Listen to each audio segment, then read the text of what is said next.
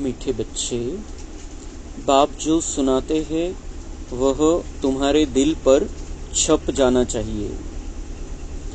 तुम यहाँ आए हो सूर्यवंशी घराने में ऊंच पद पाने, तो धारणा भी करनी है।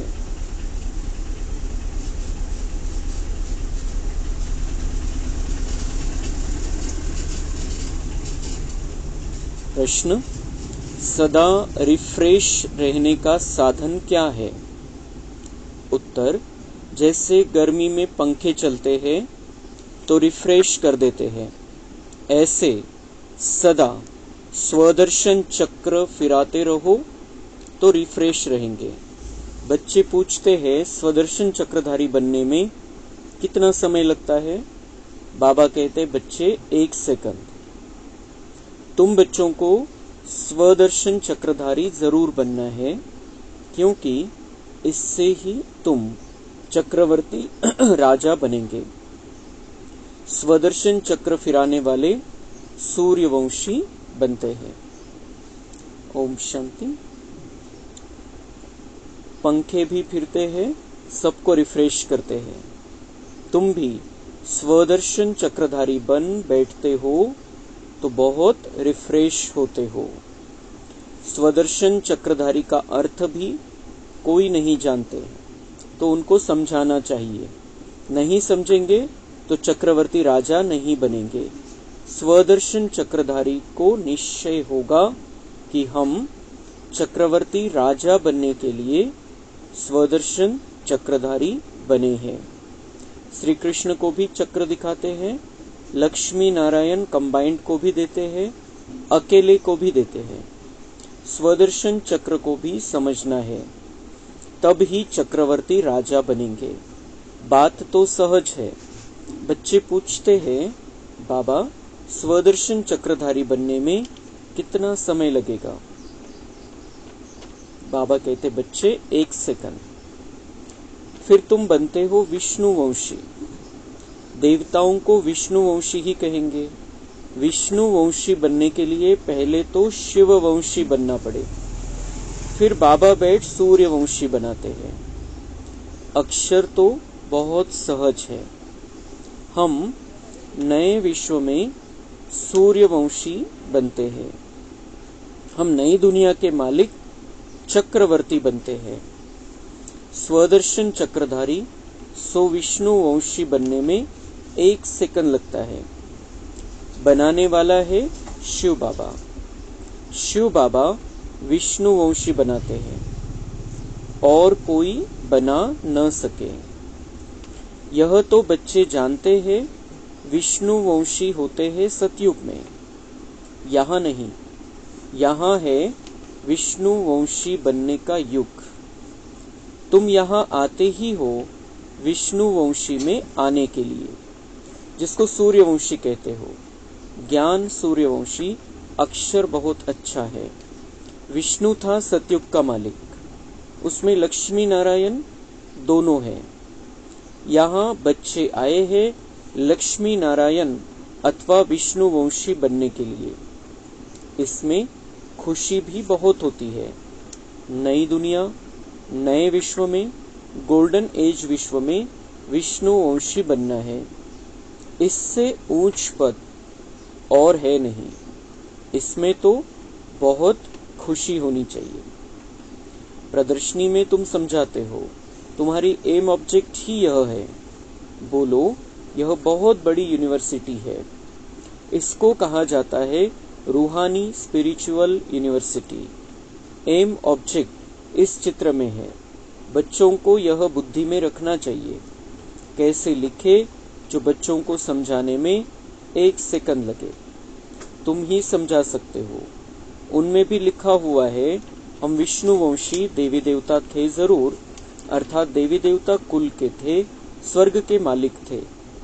बाप समझाते हैं, मीठे मीठे बच्चे, भारत में तुम आज से 5000 वर्ष पहले सूर्यवंशी देवी देवता थे। बच्चों को अब बुद्धि में आया है।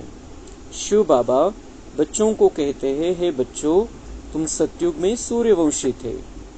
शिव बाबा आया था, सूर्यवंशी घराना स्थापन करने।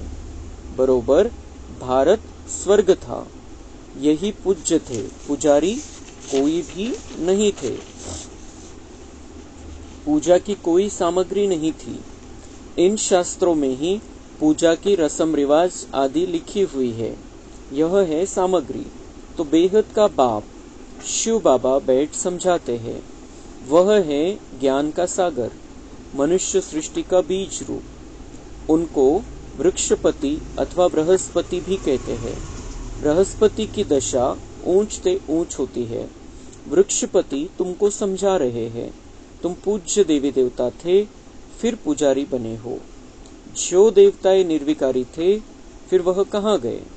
जरूर पुनर्जन्म लेते लेते नीचे उतरेंगे। तो एक एक अक्षर नोट करना चाहिए, दिल पर या कागज पर। यह कौन समझाते हैं? शिव बाबा। वही स्वर्ग रचते हैं। शिव बाबा ही बच्चों को स्वर्ग का वर्षा देते हैं। बाप बिगर और कोई दे न सके। लौकिक बाप तो है देहधारी, तुम अपने को आत्मा समझ पारलौकिक बाप को याद करते हो बाबा। तो बाबा रिस्पॉन्स करते हैं, हे बच्चों। तो बेहद का बाप हो गया ना। बच्चों, तुम सूर्यवंशी देवी देवता पूज्य थे, फिर तुम पुजारी बने। तर बाबा म्हणताय की तुम्ही आपला प्रवास लक्षात घ्यायचा आहे, कशा प्रकारचा प्रवास तुम्ही केलेला आहे या सृष्टी रंगमंचावरती। आणि हे आहे स्वदर्शन चक्र बुद्धीमध्ये फिरवणं। जसं गरमी आहे, पंखे फिरतात तर रिफ्रेश करतात आपल्याला, पंखा चालू केला तरी फ्रेश वाटतं गरमीमध्ये। तर तसं बाबा म्हणताय की तुम्ही बुद्धीमध्ये हे पंखा, कोणता पंखा? स्वदर्शन चक्राचा पंखा फिरवत राहा कंटिन्यू। तर मग बुद्धी आपली फ्रेश राहील, सदा ताजतवानं वाटेल, कधी आपल्याला कमजोरी, निराशा किंवा मरगळ वाटणार नाही, आपण सदा फ्रेश राहू। त्याच्यासाठी बाबा म्हणतात हा स्वदर्शन चक्ररूपी पंखा तुमच्या बुद्धीमध्ये सतत फिरत राहिला पाहिजे की आपण विष्णुवंशी आहे, आपण आता बनतोय प्रजापिता ब्रह्मवंशी, ज्ञान प्राप्त करतोय बाबांकडून आणि आपण शिववंशी आहे, पण आता आपल्याला पुन्हा ओळख मिळालेली आहे। ब्रह्मवंशी बनल्यावर आपण शिववंशी आहे, शिवाचे बच्चे हे आता आपल्याला कळालेले आहे। ब्रह्माचे बच्चे बनल्यानंतर ब्रह्माच्या द्वारे बाबांनी आपल्याला जन्म दिला आणि मग आपल्याला कळालं की आपण तर शिवबाबाचे बच्चे आहे, शिवबाबा सगळ्यांचा बाप आहे। तो हम अभी बने हैं शिववंशी और प्रजापिता ब्रह्मा के अलौकिक बच्चे। आता हे बुद्धीमध्ये ठेवायचंय की मला आता देवी देवता बनवायसाठी बाबा आलेला आहे। बाबा मला पुन्हा विष्णुवंशी बनवतोय, विष्णूच्या घराण्यामध्ये जायचंय, लक्ष्मीनारायणच्या घराण्यामध्ये जायचंय, देवी देवता बनायचंय। ते जे निर्विकारी देवता होते ते कुठे गेले? बाबा म्हणताय कि वो मेरे बच्चे हैं, वो अब मेरे बच्चे बन रहे हैं। कलयुग में पहुंच गए थे, सतयुग से त्रेता में आए, त्रेता से द्वापर में आए, द्वापर से कलयुग में आ गए और फिर मेरे से मिलन हो गया आणि आपण आता बाबांचे बच्चे बनलेले, आपल्याला पुन्हा निर्विकारी देवता बनायचंय। तर बाबा म्हणतात हे 1 सेकंदामध्ये तुम्ही आपली स्वतःची ओळख स्वतःला करून देऊ शकता। 1 सेकंदामध्ये आपण आपलं वरच्या लेवलचं पद बघू शकतो की मी कोण आहे? मी तर परमधाम मध्ये राहणारी श्रेष्ठ आत्मा आहे। मग मी सतयुगामध्ये देवता रूपामध्ये राहिलो, त्यानंतर द्वापर पासून भक्त माझी पूजा करताय मंदिरामध्ये, आता मी ब्राह्मण बनलेलो आहे आणि मला फरिश्ता बनून पुन्हा देवता बनायचं। ते हे स्वदर्शन चक्र आपण 1 सेकंदामध्ये पण फिरवू शकतो, 5 सेकंद पण, 1 तासभर पण, किती वेळ आपण या स्वदर्शन चक्राला आपल्या बुद्धीमध्ये फिरवू शकतो। जितकं फिरवत राहू, जितकी स्वतःला आठवण करून देत राहू, तितकी जी विकारांची गरमी आहे, दुःखाची गरमी आहे, व्यर्थची गरमी आहे, ती समाप्त होईल आणि आपल्याला हलकं हलकं वाटेल, फ्रेश वाटेल एकदम। तर हा पंखा फिरवत राहायचं। पंख्याला आपण बघितलं तर बुद्धीमध्ये आपलं स्वदर्शन चक्र फिरत राहिलं पाहिजे। जेव्हा आपली नजर पंख्याकडे जाईल तेव्हा आपल्याला आठवलं पाहिजे मला आता स्वदर्शन चक्र पण फिरवायचंय मध्ये, आणि मध्ये स्वतःला हवा द्यायची, स्वतःला फ्रेश करायचंय। तर जितकं आपल्या बुद्धीमध्ये हे राहील तितकं मग बाबा जो आपल्याला वारसा हक्क देण्यासाठी आलेला आहे, संपूर्ण वारसा हक्क आपण बाबांकडून घेऊ शकू। रावण अर्थात 5 विकारों का राज्य कायम है. आता सध्या या धर्तीवरती रावणाचं राज्य आहे. रावणाचं राज्य म्हणजे 5 विकारांचं राज्य आहे. आणि हे राज्य कुठे आहे? सगळ्यांच्या मध्ये रावण बसलेला आहे. आणि त्यामुळे त्याचंच राज्य आहे, त्याचीच चालती है. लेकिन हम बाबा के बच्चे अब अलग हो गए हैं. अब हमारे अंदर के रावण को हम समाप्त कर रहे हैं, खत्म कर देना है, उसको भस्म कर देना है और अपने अंदर की दिव्यता को पुन्हा जागृत करना है. पुन्हा त्या स्थितीमध्ये आपल्याला परत यायचं. आपल्यातला आतला जो रावण आहे त्याला समाप्त करायचंय. दुनियेतला रावण सगळा नष्ट होऊन जाईल. आपण नष्ट केलं तर दुनियेतला रावण पण नष्ट होऊन जाईल. सतयुग में सभी श्रेष्ठाचारी थे. अभी कलियुग पुरानी भ्रष्टाचारी दुनिया है. सतयुगामध्ये सगळे श्रेष्ठ होते. श्रेष्ठ आचरण, चांगलं वागणारे, बोलणारे, विचार करणारे, भावना ठेवणारे होते. आता कलियुग आहे, पुराणी दुनिया आहे, जुनी दुनिया झालेली, याच्यात ताकद राहिलेली नाहीये आणि भ्रष्ट आचरण झालेले, भ्रष्टाचारी दुनिया है. यह चक्र फिरता रहता है. दुनिया का भी चक्र फिरता रहता है और हमारा भी चक्र. हम जब से परमधाम से नीचे आए तब से हम इस चक्र में घूम रहे हैं. अब हमें फिर से परमधाम वापस जाना है. अभी तुम प्रजापिता ब्रह्मावंशी संगम युग पर बैठे हो. तुम्हारी बुद्धि में है कि हम ब्राह्मण हैं, अभी शूद्र कुल के नहीं है. इस समय है ही आसुरी राज्य. बाप को कहते हैं, हे दुखहर्ता सुख करता. अब सुख कहाँ है? सतयुग में. दुख कहाँ है? दुख तो कलयुग में है. दुख हरता सुख करता है ही शिव बाबा. वह वर्षा देते ही है सुख का. सतयुग को सुखधाम कहा जाता है. वहां दुख का नाम नहीं. कहा जाता है संग तारे कुसंग बोरे. सत बाप के सिवाय बाकी दुनिया में है ही कुसंग. बाप कहते हैं, मैं संपूर्ण निर्विकारी बनाकर जाता हूँ. बाबा म्हणता है कि अब सच्चा संग, अच्छा संग जो तुम्हारा कल्याण करने वाला है वो है शिव बाबा का संग. बाकी दुनियेमध्ये सगळे कुसंग आहे जे आपल्याला व्यर्थमध्ये घेऊन जातील, विकारामध्ये घेऊन जातील, दुःखामध्ये घेऊन जातील, कलियुगाकडे ओढतील. म्हणून आपल्याला फक्त बाबाच्या संगतीमध्ये राहायचंय. बाबांचं ज्ञान आपल्या सोबत सदा राहिलं पाहिजे. बाबा आलेला आहे या दुनियेमध्ये आपल्याला संपूर्ण निर्विकारी देवता बनवून घरी परत घेऊन जाण्यासाठी. म्हणून बाबांच्या सोबत राहायचंय आणि स्वतःला तयार करायचंय. इसमें बैठकर मैं तुमको पावन बनाता हूं. बाकी 84 लाख योनियां आदि है नहीं. शिव बाबा ब्रह्मा बाबा मध्ये बसून आपल्याला पावन बनवते. हे सगळं ज्ञान दिलेलं आहे. आणि बाबांनी ज्ञानामध्ये सांगितलं आपल्याला की 84 लाख योनिया नाहीये. 84 लाख योनी म्हणजे 84 लाख प्रकारचे जनावर, किडा, मुंगी, पक्षी असं काही 84 लाख प्रकारचे नाहीये. ते म्हटलं गेलं फक्त. पण त्याचा अर्थ असा आहे की 84 जन्म आहे आणि आपल्याला लक्ष ठेवायचे 84 जन्माचं. इन लक्ष्मी नारायण की प्रजा सतयुग में थी, अब नहीं है. कहाँ गई? उनको भी 84 जन्म लेना पड़े. जो पहले नंबर में आते हैं वही पूरे 84 जन्म लेते हैं. लक्ष्मी नारायण की प्रजा सतयुग में थी, अब नहीं है. लक्ष्मी नारायण की प्रजा मतलब जो स्टार्ट वाले, जे सुरुवातीला होते 9 लाख, त्यांचे सगळ्यांचे 84 जन्म आहे. बाकी 9 लाखाच्या नंतर जे आले त्यांचे मग एक जन्म तरी कमीत कमी कट झालेला आहे. आपल्याला लक्ष ठेवायचं की आपल्याला पहिल्या लक्ष्मी नारायणच्या सोबत राहायचंय, त्या प्रजेमध्ये राहायचंय, त्या राजधानीमध्ये राहायचंय.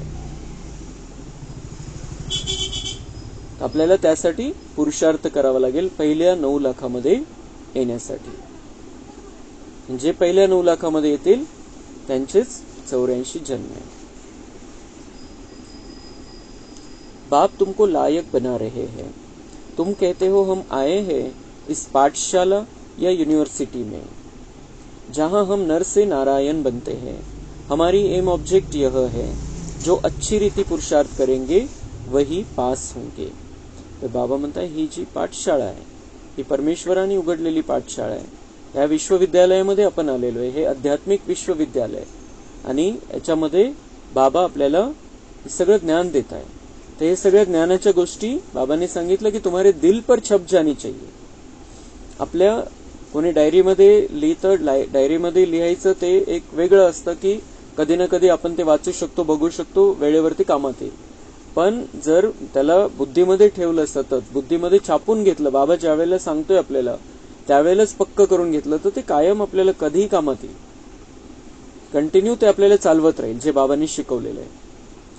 तर बाबा म्हणते आप विश्वविद्यालय में बैठे हो, आप कोई साधारण जगह पर नहीं बैठे हो. विश्वविद्यालय है, बाबा पढ़ा रहे हैं और ये पढ़ाई इसलिए है की हमें नर से नारायण बनना है. आपला उद्देशच हा आहे या अभ्यासाचा पण आणि आपल्या या लास्ट जन्माचा उद्देश पण हा आहे की आपल्याला लक्ष्मीनारायण सारखं बनायचंय. तर बाबा म्हणतात की तुम्हाला हे जे मी शिकवतोय ते बुद्धीमध्ये छापून घ्यायचंय लगेच आणि त्यानुसार आपलं जीवन बदलून घ्यायचंय, भावना बदलायच्या, विचार बदलायचे. तर हाच पुरुषार्थ आहे. तो बाबा म्हणतात जो अच्छी रीती पुरुषार्थ करेंगे वही पास होंगे. आणि पास होऊन आपल्याला सतयुगामध्ये जायचंय. सतयुगामध्ये पण पहिल्या 9 लाखामध्ये तरी कमीत कमी यायचंय. नापास होऊन त्रेतायुगामध्ये नाही यायचंय आपल्याला. तर पास व्हायचंय, तर पुरुषार्थ करायचंय चांगल्या प्रकारे. जे बाबा शिकवतो, सांगतो ते समजून घेऊन आपल्या बुद्धीमध्ये त्याला धारण करायचंय. मेरे को याद करने से तुम्हारे जन्म जन्मांतर के पाप भस्म होंगे और साथ ले जाऊंगा. फिर तुमको नई दुनिया में जाना है. यह 5000 वर्ष का चक्र है. नई दुनिया थी सो फिर जरूर बनेगी. दुनिया पतित होगी, फिर बाप आकर पावन बनाएंगे. बाप कहते हैं पतित रावण बनाते हैं, पावन मैं बनाता हूँ. बाकी यह तो जैसे गुड़ियों की पूजा करते रहते हैं. उनको यह पता नहीं रावण को 10 शीश क्यों देते हैं. विष्णु को भी 4 भुजा देते हैं, परंतु कोई ऐसा मनुष्य थोड़ी कभी होता है. अगर 4 भुजा वाला मनुष्य होता तो उससे जो बच्चा पैदा होता वह भी ऐसा होना चाहिए. यहाँ तो सबको 2 भुजा है. कुछ भी जानते नहीं, भक्ति मार्ग के शास्त्र कंठ कर लेते हैं. तो बाबा म्हणताय की रावणाला 10 शीर दाखवलेले, 10 डोके दाखवलेले, 10 मुख दाखवलेले आणि विष्णूला 4 भुजा दाखवलेल्या आहे. तर ते मनुष्य रूप आहे. असं 10 डोक्यावाला कोणी राहू शकत नाही, 4 भुजावाला कोणी राहू शकत नाही, 4 हातावाला.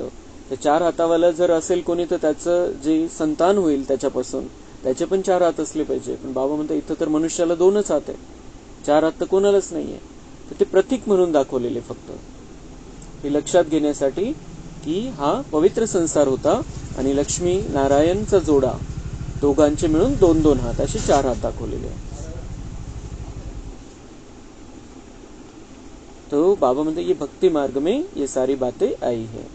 भक्ति मार्ग के शास्त्र कंठ कर लेते हैं, उन्हों के भी कितने फॉलोअर्स बन जाते हैं, कमाल है. तर बाबा म्हणते जे भक्ती मार्गातले शास्त्र ज्यांनी पाठांतर केलेले, जे मनुष्याने लिहिलेले ते सांगणारे, त्यांचं पाठांतर झालं, त्याचं त्यांना ज्ञान घेतलं त्यांनी त्या हिशोबाचं भक्तीचं शास्त्रांचं ज्ञान, आणि तरी सुद्धा त्यांचे किती शिष्य बनून जातात. बाबा म्हणते कमाल है. यह तो बाप ज्ञान की अथॉरिटी है, कोई मनुष्य ज्ञान की अथॉरिटी हो न सके. बाबा तर दुनियामध्ये कोणालाही जे बाबांकडे ज्ञान आहे ते कोणालाच नाही, जे सत्य बाबाला माहिती ते कोणालाच माहिती नाहीये, तरी सुद्धा तिकडे किती शिष्य बनतात. और यहाँ पर सत्य है तो इस सत्य को समझने में भी लोगों को मुश्किल होती है. त्यांच्या डोक्यावरून जातं. इतकं सत्य, इतकं सहज, इतकं स्पष्ट बाबांनी सांगितलेलं आहे. कोई मनुष्य ज्ञान की अथॉरिटी हो न सके. ज्ञान का सागर तुम मुझे कहते हो, ऑलमाइटी अथॉरिटी. यह बाप की महिमा है. परमपिता परमात्मा सर्वशक्तिवान है. तुम बाप को याद करते हो तो बाप से ताकत लेते हो, जिससे विश्व के मालिक बन जाते हो. पण बाबांची आठवण करतो तो बाबांची शक्ती आपल्यामध्ये येते आणि बाबांच्या शक्तीमुळे आपण विकारांवर विजय प्राप्त करतो आणि त्यामुळे विश्वाचे मालक बनतो. तर सर्वशक्तिवान परमात्म्याच्या आठवणीमध्ये राहायचंय, ताकद राहील आपल्यामध्ये आणि त्यामुळे विकारांवर, काम, क्रोध, लोभ, मोह, अहंकारावर आपला विजय होईल आणि आपण विश्वाचे मालक बनू. तुम समझते हो हमारे में बहुत ताकत थी, हम निर्विकारी थे, सारे विश्व पर अकेले राज्य करते थे. तो ऑलमाइटी कहेंगे ना, तर आपण पण सर्वशक्तिवान झालो होतो बाबांकडून शक्ती घेऊन आणि सगळ्या विश्वावरती आपलं राज्य होतं. पण ती ताकद विकारांच्या प्रभावामध्ये येऊन आपण घालवून दिली. आता ती ताकद पुन्हा आपल्याला आपल्यामधली जागृत करायची, जमा करायची, बाबांकडून घ्यायची. यह लक्ष्मी नारायण सारे विश्व के मालिक थे, यह माइट उन्हों को कहां से मिली. लक्ष्मी नारायण या विश्वाचे मालक होते, त्यांना कुठून मिळाली ही ताकद. परमपिता परमात्मा शिवबाबांकडून. कहां से मिली. बाप से. ऊंच ते ऊंच भगवान है ना, कितना सहज समझाते हैं. यह 84 के चक्र को समझना तो सहज है. सहज है ना, जिससे ही तुमको बादशाही मिलती है. पतित को विश्व की बादशाही मिल न सके. पावन बनेंगे हम तो ही विश्व की बादशाही मिलेगी. पतित रहेंगे तो विश्व की बादशाही नहीं मिल सकती है. पतित म्हणजे विकारांचा काही अंश सुद्धा आपल्यामध्ये राहिला नाही पाहिजे. आपल्याला, आपण बाबांचे बनलोय तर आपल्याला संपूर्ण बादशाहीच घ्यायची आणि त्यामुळे कुठलाही विकार आपल्यामध्ये राहिला नाही पाहिजे. आता भगवान उवाच, मैं तुमको राजयोग सिखलाता हूँ, भक्ति का फल देने आया हूँ. गाते भी है भगवान किसी न किसी रूप में आ जाएंगे. बाप कहते हैं मैं कोई बैलगाडी आदि में थोडी आऊंगा. ते बाबा म्हणतात, ते काय म्हणतात की कोणत्याही रूपामध्ये परमेश्वर येईल, कोणत्याही रूपामध्ये येईल, कधीही येऊ शकतो, कसाही येऊ शकतो. त्यांनी दाखवलं बैलावरती सवारी आहे, तो बाबा म्हणता है बैल पर भी नहीं आता और बैलगाड़ी में बैठकर भी नहीं आता. कहाँ आता है. ब्रह्मा के तन में. और हमें आकर राजयोग सिखाता है, भक्ति का फल देता है, ज्ञान देता है.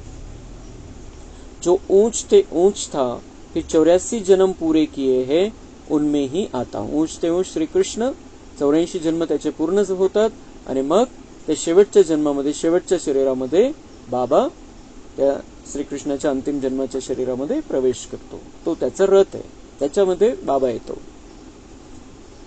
उत्तम पुरुष होते हैं सतयुग में, कलयुग में है कनिष्ठ तमोप्रधान. अभी तुम तमोप्रधान से सतोप्रधान बनते हो. बाप आकर तमोप्रधान से सतोप्रधान बनाते हैं. यह खेल है, इसको अगर समझेंगे नहीं तो स्वर्ग में कभी आएंगे नहीं. यह खेल है, इसको अगर समझेंगे नहीं तो स्वर्ग में कभी आएंगे नहीं. आणि बाबा स्वर्ग कशाला म्हणतो. सतयुग. त्रेतामध्ये तर खाली उतरणार आहे, पण सतयुग मध्ये यायचं जर असेल तर बाबा म्हणतात इस सृष्टी नाटक को, इस खेल को समझ लो. खेळ जसा असतो, आपण जर खेळ बघतोय तर आनंद वाटतो. जे खेळ बघतात, जे आता क्रिकेट बघतात, कुठलं काय चाललेलं ते बघतात, आनंद घेतात त्याचा, त्या गोष्टीचा. तर तसं जे काही चाललेलं आहे समोर, त्याला आपण खेळ समजायचा आणि त्याचा आनंद घ्यायचा आहे. साक्षी होऊन जायचंय आपण. साक्षी होऊन या सगळ्या खेळाचा आनंद घ्यायचा आहे. आणि खेळ आहे तर याच्यामध्ये हार जीत पण होणार. कधी हार कधी जीत. खेळ आहे आणि खेळामध्ये काही येऊ शकतं. खेळाचा आनंद घ्यायचा आहे फक्त. आणि खेळ आहे तर खेळाच्या नियम मर्यादा पण असतात, काही त्याचे नियम बनलेले असतात. तर तसे या सृष्टीचे पण काही नियम बनलेले आणि त्या नियमानुसार आपण स्वतःला चालवायचे. तो खेल है, इसको समझना है. अगर समझेंगे नहीं तो बाबा म्हणते स्वर्ग में कभी आएंगे नहीं. सतयुग, सतयुगाचे दरवाजे आपल्यासाठी बंद होऊन जातील. आपल्याला त्रेतामध्ये तर आपण नक्की येणार आहे 100%, सगळे बाबांचे बच्चे. पण आपल्याला यायचंय सतयुगामध्ये, स्वर्गामध्ये यायचंय, खऱ्याखुऱ्या स्वर्गामध्ये यायचंय. तर त्यासाठी बाबा म्हणते हा खेळ समजून घ्या, साक्षी बना. सगळ्यांच्या पार्टला तुम्ही क्लिअर समजा की प्रत्येक जण आपला आपला पार्ट खेळतोय, आपला आपला पार्ट बजावतोय. बस मला माझा पार्ट असा आहे की मला पुन्हा निर्विकारी देवता बनायचं. बाबा आलेला आहे त्याच्यासाठी. अच्छा. मीठे मीठे सिक्के लधे बच्चों प्रति मात पिता बाप दादा का याद प्यार और गुड मॉर्निंग. रूहानी बाप की रूहानी बच्चों को नमस्ते. हम रूहानी बच्चों की रूहानी बाप दादा को याद प्यार गुड मॉर्निंग नमस्ते. वहाँ बाबा वहाँ, शुक्रिया बाबा शुक्रिया. धारणा के लिए मुख्य सार है. एक बाप के संग से स्वयं को पारस बुद्धि बनाना है, संपूर्ण निर्विकारी बनना है. कुसंग से दूर रहना है. कलियुग वाल्यांच्या संगतीमध्ये नाही राहायचंय. आपल्याला तेवढ्यापुरतं तेवढं संबंधामध्ये यायचं, निमित्त मात्र तेवढ्यापुरतं तेवढं, सेवा म्हणून. पण असं नाही की त्यांच्या सोबत राहून आपल्याला मजा वाटते. असं कलियुगवाल्यांच्या संगतीमध्ये आपल्याला राहायचं नाही. आणि जे ज्ञानामध्ये नाहीये ते कलियुगामध्ये. सदा इसी खुशी में रहना है कि हम स्वदर्शन चक्रधारी सो नई दुनिया के मालिक चक्रवर्ती बनते हैं. शिव बाबा आए हैं हमें ज्ञान सूर्यवंशी बनाने. हमारा लक्ष्य ही यह है. आपल्याला बनायचंय ज्ञान सूर्यवंशी. सतयुगामध्ये सूर्यवंशी आहे, सूर्यवंश आहे. आणि इथं आपल्याला ज्ञान सूर्यवंशी बनायचं. ज्ञान सूर्य परमपिता परमात्मा आणि त्याचे आपण वंशज बनलेले. जे ज्ञान बाबामध्ये ते ज्ञान आपल्यामध्ये असलं पाहिजे आणि दिसलं पाहिजे सगळ्यांना. आणि सदा इसी खुशी में रहना है कि हम स्वदर्शन चक्रधारी सो नई दुनिया के मालिक चक्रवर्ती बनते. स्वदर्शन चक्रधारी आपल्याला इथं बनायचंय. आणि त्या स्वदर्शन चक्र फिरवत आपण इथं तर फ्रेश राहूच. जसं पंखा फिरल्यामुळे फ्रेश होतो तसं आपण फ्रेश तर राहूच इथं स्वदर्शन चक्र फिरवताना. पण त्याचा रिझल्ट, त्याचा परिणाम काय होईल? नई दुनिया के मालिक चक्रवर्ती बन जाएंगे. चक्रवर्ती राजा बन जाएंगे. जसं लक्ष्मीनारायणला पण ते चक्र दाखवतात मागे, देवी देवतांच्या मागे चक्र दाखवतात. तो हम चक्रवर्ती बन जाते. चक्र घुमाते घुमाते हम पवित्र बन जाएंगे, ऊंचे बन जाएंगे. तर दिवसभरामध्ये हे स्वदर्शन चक्र आपण फिरवत राहायचंय. 5 स्वरूपांचा अभ्यास करायचा आहे. आपल्या स्वतःचे रूप बघायचे, स्वतःचं दर्शन करायचंय. वरदान है विघ्नों को मनोरंजन का खेल समझ पार करने वाले निर्विघ्न विजयी भव. विघ्न आना यह अच्छी बात है लेकिन विघ्न हार न खिलाए. बाबा म्हणता है आप सर्वशक्तिवान के बच्चे हो. आप पर विघ्न आना अच्छी बात है. क्यों अच्छी बात है? क्योंकि हम बहुत शक्तिशाली आत्मा है और विघ्नों के आने के बाद भी विघ्नों के आधार से भी हम सेवा कर सकते हैं. बाबा म्हणते तुम्ही तुमची ही दाखवून देण्याची वेळ तर हीच आहे की तुम्ही विघ्न विनाशक गणेश आहे. कधी दाखवणार? आताच तर दाखवू शकतो आपण. आता सर्वशक्तिवान परमात्म्याची ताकद आपल्या सोबत आहे, तेव्हाच तर आपण दाखवू शकतो. आणि आपल्यामधली ती शक्ती पुन्हा 5000 वर्षासाठी जागृत करायची. आपल्याला 5000 वर्ष स्वतःला चालवायचं आहे. तर शक्ती आपल्यामधले जागृत झाले पाहिजे. आणि त्या जागृत कधी होतील? विघ्नच येणार नाही, सगळं नॉर्मल चालेल तर शक्तीच जागृत होत नाही आपली. तर म्हणून बाबा म्हणतो विघ्न आना अच्छी बात है. त्याच्या पुढे बाबा काय म्हणतो? लेकिन विघ्न हार न खिलाए. विघ्न येईल तुम्हाला ताकद देण्यासाठी, तुम्हाला पास करण्यासाठी. तुम्ही हारायचं नाहीये त्याच्यामध्ये. तुम्ही एकदम स्थिर राहायचंय, शांत राहायचंय आणि बाबांकडून ताकद खेचत राहायचं. तो खूप मोठा चान्स असतो विघ्नाच्या वेळेला. आपण स्वतःला स्थिर ठेवून, शांत ठेवून बाबांकडून ताकद खेचू शकतो. आपण जर हलचलमध्ये आलो तर बाबांकडून ताकद नाही मिळणार. म्हणून विघ्न आना अच्छी बात आहे समजून घ्यायचं, स्वीकारायचं त्याला. म्हणजे आपण स्थिर राहू, शांत राहू. आणि शांत आणि स्थिर स्थितीमध्ये बाबांशी कनेक्शन जुडतं. शांत आणि स्थिर स्थिती नाही तर किती बाबा बाबा केलं आपण लाख वेळेला तरी बाबांशी कनेक्शन नाही जुळणार. म्हणून शांत आणि स्थिर होऊन आपण बाबांशी कनेक्शन जोडून बाबांकडून ताकद घ्यायची आणि विघ्नावर विजय मिळवायचा. तो विघ्न हार नहीं खिलाना चाहिए हमें. विघ्न आते ही है मजबूत बनाने के लिए. इसलिए विघ्नों से घबराने के बजाय उन्हें मनोरंजन का खेल समझ पार कर लो. तब कहेंगे निर्विघ्न विजयी. विघ्न कशासाठी येतात? मजबूत बनवण्यासाठी, ताकद वाढवण्यासाठी, आपल्यातली ताकद जागृत करण्यासाठी. म्हणून बाबा म्हणताय विघ्नांना घाबरू नका. बाबा बसलेला आहे. मी बाबाचा बच्चा आहे. कधी काही आपल्याला थोडंसं काही वाटलं बाबांच्या गोदीमध्ये जाऊन बसायचंय. बिलकुल आपण अनुभव करायचा आहे. मी फरिश्ता रूपामध्ये बाबांच्या गोदीमध्ये, बाबावरती आहे, मी फरिश्ता रूपामध्ये बाबांच्या गोदीमध्ये. किंवा मग बाबा इथं आला, मी बाबांच्या गोदीमध्ये बसलेलो. इथं बाबा गुप्त आहे, दिसत नाहीये. मी बाबांच्या गोदीमध्ये, बाबांच्या छत्रछायेमध्ये, बाबांचा हात माझ्या डोक्यावरती आहे. तो घबराना नहीं है. मनोरंजन का खेल समझो, क्योंकि अंतिम समय में ये सारे खेल होने वाले हैं. और इसमें अगर हम परेशान हो जाएंगे तो फिर हम पुरुषार्थ ही नहीं कर पाएंगे. हमारी रेकॉर्डिंग ही नाही होगी सतयुग के लिए, स्वर्ग के लिए. म्हणून त्याला मनोरंजन समजा, खेळ समजा, कोणतंही विघ्न असू द्या, कोणत्याही प्रकारचं विघ्न असू द्या, उसको पार कराने के लिए बाबा बैठा है. मुझे सिर्फ अपनी शक्ति को खोना नहीं, हिम्मत को हारना नहीं है, मजबूत रहना है. तो मनोरंजन का खेल समझकर हमें पार कर लेना है उसको. तब हम क्या कहलाए जाएंगे? निर्विघ्न विजयी. निर्विघ्न विजयी. विघ्न आए लेकिन निर्विघ्न भी बन गए और विजयी भी बन गए उस पर. त्याच्यातून मार्ग काढला यांनी विघ्नामधून. विघ्नामधून पण बाबांकडून ताकद खेचली. विघ्न आले पण ताकद खेचली बाबांकडून आणि त्याच्यामध्येही सेवा झाली. सगळ्यांविषयी शुभ भावना ठेवली, सगळ्यांची सेवा केली ते विघ्न आल्यानंतर पण. ज्याने विघ्न आणलं त्याच्यावरती पण शुभ भावनेची बरसात. आपली ताकद किती वाढून जाईल आणि किती मार्ग देईल बाबा आपल्याला. जिसने विघ्न लाया उसके बारे में शुभ भावना रख सकते हैं जो आत्माएं, वो बहुत शक्तिशाली आत्माएं हैं और उनको बाबा स्पेशल शाबाशी देता है. स्पेशल कुछ हमारे लिए गिफ्ट देगा नई दुनिया में. जब सर्वशक्तिमान बाप का साथ है तो घबराने की कोई बात ही नहीं है. सिर्फ बाप की याद और सेवा में बिजी रहो तो निर्विघ्न रहेंगे. जब बुद्धि फ्री होती है तब विघ्न या माया आती है.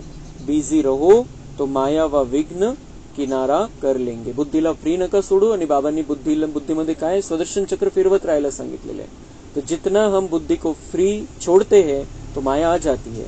बुद्धि को बाबा में लगा कर रखना है, ज्ञान का चक्र फिराते रहना है बुद्धि में, तो विघ्न भी निकल जाएंगे, किनारा कर लेंगे. स्लोगन है, सुख के खाते को जमा करने के लिए मर्यादा पूर्वक दिल से सबको सुख दो. हमें सबको सुख देना है, सुख का खाता जमा करना है. जितना सुख देंगे हम दूसरों को उतना हमारा सुख का खाता भी बढ़ता जाएगा. पण सुख कसं द्यायचंय? बाबा म्हणतात मर्यादापूर्वक. ज्या मर्यादा बाबांनी घालून दिलेल्या त्या मर्यादेमध्ये राहूनच सुख द्यायचंय. कोणाची इच्छा आहे पण ती बाबांच्या मताच्या विरुद्ध आहे, त्या इच्छेनुसार कोणाला सुख नाही द्यायचंय. श्रीमतच्या विरुद्ध जाऊन कोणाला सुख नाही द्यायचंय. त्यांची इच्छा आहे त्यांना चांगलं वाटेल म्हणून सुख तसं नाही द्यायचंय. पण बाबांच्या मर्यादेमध्ये राहून, श्रीमतच्या मर्यादेमध्ये राहूनच कोणालाही आपल्याला सुख द्यायचंय. अच्छा, ओम शांती. कम बोलो.